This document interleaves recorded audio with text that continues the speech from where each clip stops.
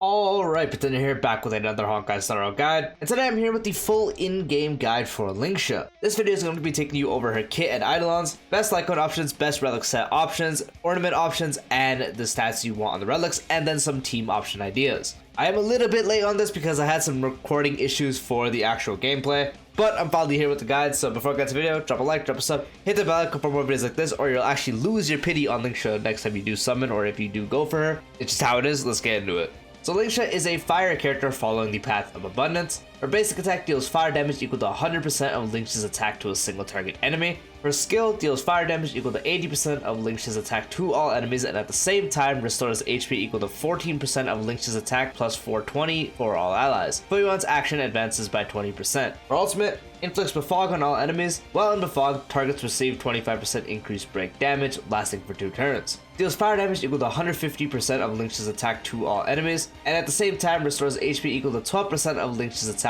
plus 360 for all allies. Feixiao's action advances by 100%. Her talent, when using skill, summons Feixiao with an initial speed of 90 and an initial action count of 3. When taking action, Feixiao launches a follow-up attack dealing fire damage equal to 75% of Lingsha's attack to all enemies. Additionally, deals fire damage equal to 75% of Lingsha's attack to a single random enemy, and this damage prioritizes targets that have both toughness greater than 0 and fire weakness. Dispels 1 debuff from all allies and restores HP equal to 12% of Lingsha's attack plus 360. Feixiao's action count can accumulate up to 5. When the action count reaches 0 or when Lingsha is knocked down, Feixiao disappears. While Feixiao is on the field, using skill can increase Feixiao's action count by 3. The technique, after using technique, immediately summons Feixiao at the start of the next battle and inflicts befog on all enemies for 2 turns. Her major traces, for A2, increases this unit's attack or outgoing healing by an amount equal to 25%/10% of break effect up to a maximum of 50%/20% respectively. Her A4, when using basic attack, additionally regenerates 10 energy, and her A6, when Feixiao is on the field and any allied character takes damage or consumes HP, if a character in the team has a current HP percentage lower or equal to 60%, Feixiao will immediately launch the town's follow-up attack.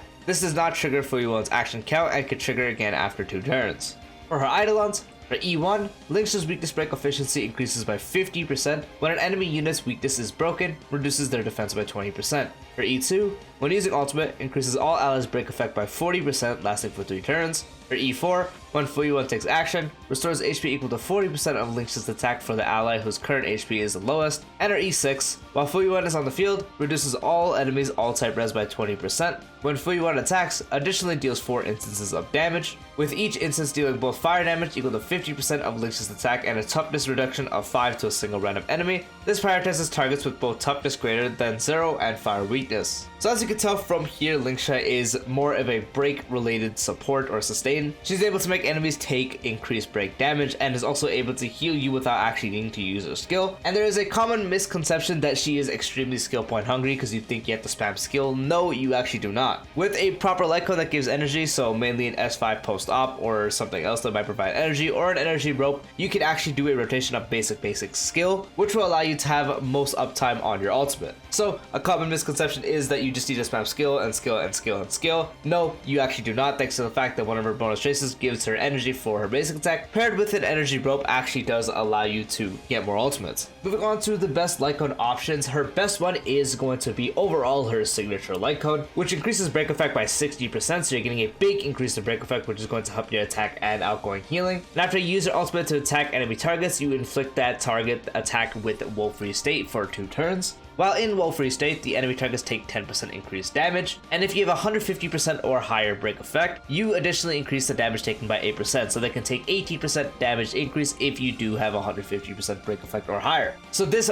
big increase to break effect, if you are running a bigger increase to break effect Lightcone, allows you to actually take an energy rope instead. You don't want to do energy with an energy Lightcone, and you also don't want to do break effect with break effect. You want to have one or the other. So if you have the signature Lightcone, you're most likely going to be taking energy rope, and is mostly recommended. But this Lightcone is really good, again, thanks to the big break effect increase, and also giving you another debuff thanks to the Wolf-Free State, making enemies take even more damage, which is going to be really good for more universal options. So if you're using an outside of break, the 10% increase and then plus 8, so 18% increased damage is going to help any team you do take her on. As she is an abundance character, you actually are working with a lot of potential options options you can do. But do note, you don't want to give her an HP Lightcone such as the Bailu one because it does increase max HP. And outside of that, it doesn't provide you too much. You don't want to focus one that mainly is for HP healers, as she does not scale her healing off actual HP like most healers. She is like Luocha, where the outgoing healing helps and then attack percent is the other one. So funny enough, mentioning Luocha, his Lightcone is a good option as it increases the wearer's attack by 24%, and every time you use an attack for each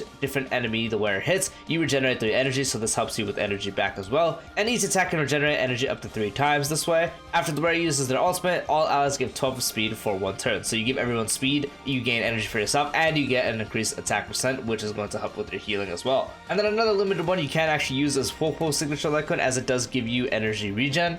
This part is max HP, as I just said, you don't want to do it too much, but thanks to the fact it gives you a good amount of energy regen, especially the last part of the Lightcone, actually makes this one a pretty good option. But anytime you do use your ultimate, you restore HP for the ally with the lowest HP percentage, equal to 10% of the healed ally's max HP. So let me actually correct that. It's the healed ally's max HP, so it's not actually based off her own, helping a lot with the healing. So this is a great option, and then especially for the last one, where when you do provide healing for an ally, you increase that healed ally's attack by 2.4%, stacking up to 5 times for 2 turns. So you're getting a good amount of energy for yourself, you're getting a max HP based heal, which is based off the person you heal's max HP rather than our own, and on top of that, you're increasing healed allies attack percent, so this is another great option you can use. Another option you can use, which will allow you to use a break effect rope, is just the post-op conversation. If you do not have this one at S5, that's going to require you to run an energy regen rope to get most ultimates, but if you do have it at S5, then you can actually take a break effect rope, because this gives you 16% energy regen rate and also increases outgoing healing by 24% when you do use your ultimate. So energy regen, very, very big, thanks to the fact that it's going to help you get more uptime on your ultimate, and if you have it at S5 like I do, then you can actually take a break effect rope to help your break effect by a lot, and then on top of that, you get a healing increase. And another option is the Quid Lightcone, which at the start of the wearer's turn regenerates 16 energy for a random ally chosen if their energy is lower than 50%. So this one doesn't really provide you much for healing or your break effect or your attack percent. It just kind of gives people random energy, which can actually work out in your favor depending on the team you use. So it's another fine option you can use. And then the free Lightcone What Is Real that you can get at S5 for free gives you a 48% increase to break effect. And then after using a basic attack, restores HP for the wearer by an amount equal to 4% of max HP plus 800. That part's kind of useless. It's mainly just a break effect stat stick. So if you don't have any of the other options, you can just S5 this and use this for a good increase to your break effect. That is a fine option as well. And then the last Lightcone option is actually the Multiplication Lightcone, which is a more situational pick. You usually will be using this if you want to have her as a skill point generator for someone, mainly boot hill. So if you are running her with Boo Hill, this is a great option to run so you can constantly generate skill points, as when you do use your basic attack, which Lingsha does a lot, your action will be advanced forward by 20%. So again, this is mainly if you want her to just have the passive healing, which she can do enough of. You are missing out on, again, attack percent, break effect, energy regen, all that kind of stuff from a Lightcone that is different. But if you want her to have her just heal you passively, which once again, even without a Lightcone effect, she can do really well, and just have her generate skill points for, again, mainly Boo Hill, this is an option you can also use. Now talking about the best actual relic options for your Lingsha. A common misconception is just to slap Iron Cavalry on her no matter the team you use. That is something you do not actually want to do. It is a good option if you want her to have the best damage output for herself, but you're mainly going to use it on a Firefly team only. So if you are running her with Firefly, this becomes a really good option as it gives you a 16% increase to break effect with the 2-piece, and the 4-piece, when you have 150% or higher break effect, you ignore 10% of the enemy target's defense when dealing break damage, and when you have 250 or higher, the super break damage additionally ignores 15% of the target's defense. So again, you're mainly going to be running this with a Firefly team that's going to have Armory Trailblazer to allow you to do the super break for your team. And that is practically the only team you do want to run this on, because on the other teams there is just a better setup. So once again, remember, you only really want to do Iron Cavalry 4-piece on a Firefly team. You can also use it when you are just running Harmony Trailblazer, but again, it's mainly best on a Firefly team because you can always implant the fire weakness and always have Lingsha actually doing the fire toughness as well. But outside of a Firefly team, the overall best one is combining 2-piece of the Hackerspace for the 6% speed and combining that with 2-piece of one of the break effect sets. So combining it with 2-piece Thief, 2-piece Watchmaker, or 2-piece Iron Cavalry for the 16% break effect increase is going to be nice, as you do want your Lingsha to have a lot of speed no matter what team you're running her on, so she can actually have uptime on the ultimate. So getting the 6% speed from Hackerspace is very much helpful, and then getting the actual break effect from the 2-piece is going to help the trace, especially for the increased attack and outgoing healing for more break effect, helping you hit the thresholds that you do want. You can also do 4-piece of the Thief set, which gives you the 2-piece of break effect increased by 16%, and the 4-piece gives you an additional 16% break effect. And when you do inflict weakness break on an enemy, you regenerate 3 energy, so breaking enemies will help you regenerate more energy, helping you with all uptime as well. So if you have good pieces laying around, you can use that. You can also combine one of the 2-piece mentions with 2-piece of the Passerby set for the 10% outgoing healing. You don't really need it too much, but it's still an option. And you can also do 4-piece Passerby, as you do get a skill point which can help you set up. So if you really do need that extra skill point, then Passerby 4-piece is a good option as well. For the best ornaments, the best one that is the situational one is if you are mainly running her with Firefly, and if you are running her with Firefly, the best one is going to be the Forge set, as it gives you a 6% increase to speed, and when you hit an enemy target with fire weakness, you get a 40% increase to break effect for 1 turn. So this one, again, Firefly implants fire weakness, so you can just easily have this up at all times. But you can also take it when you do have a stage that is weak to fire, so if you see the bosses or whatever enemies are weak to fire, you can take this and you get the 40% increase to break effect, and on top of that, the 6% speed is very helpful. But for the most part, you'll run this if you are running her with Firefly. Another great option for overall, they don't have to have a weakness, is Talia, as it gives you a 16% increase to break effect, and if you have 145 speed or higher, which for the most part Lingsha will want,